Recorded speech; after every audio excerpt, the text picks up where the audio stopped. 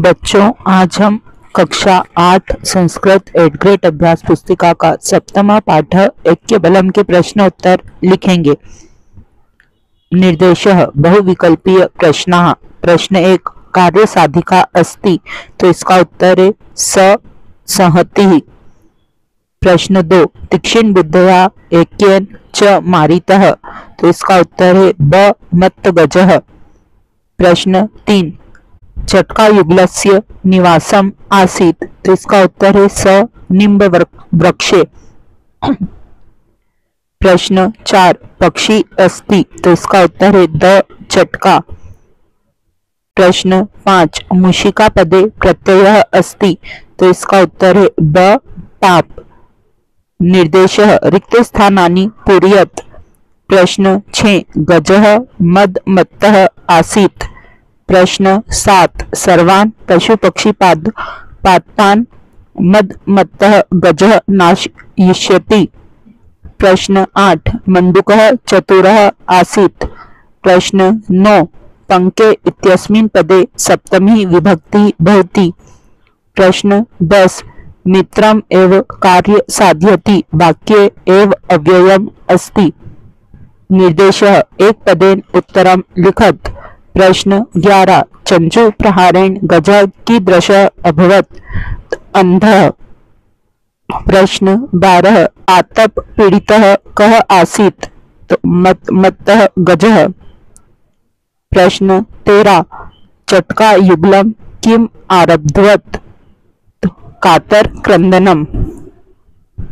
प्रश्न 14, मक्षिका कम उपायं प्रस्तुवति, तो स्वमित्रम चतुर मंडूकम। निर्देशः एक वाक्येन उत्तरं लिखत।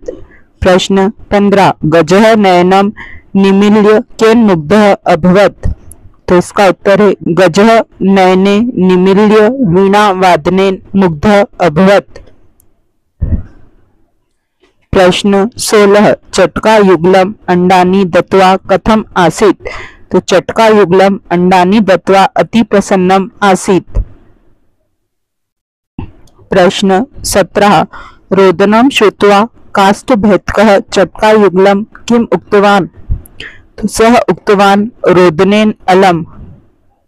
प्रश्न 18, चटकायाः अंडानि कुत्र आसन्, तो चटकायाः अंडानि वृक्षस्य शाखाम् आसन्। निर्देशः दीर्घ उत्तरं लिखत। प्रश्न 19, चटका युगलम गंजम प्रति काम योजनाम् अरचयत्, स्वशब्देषु लिखत। चटका युगलम योजनाम् अरचयत्, मक्षिकया गजस्य कर्णयोः वीणावादनं कृतम्, एतेन गजः नयने निमील्य वीणावादनेन मुग्धः अभवत्। तावत् एव काष्ठभेदकः तस्य नयने चंचु प्रहारेण व्यनाशयत्। अनन्तरं यत्र महान् पङ्कः आसीत् तत्र मण्डूकः ध्वनिना तं जलं पातुम् आकर्षितवान्।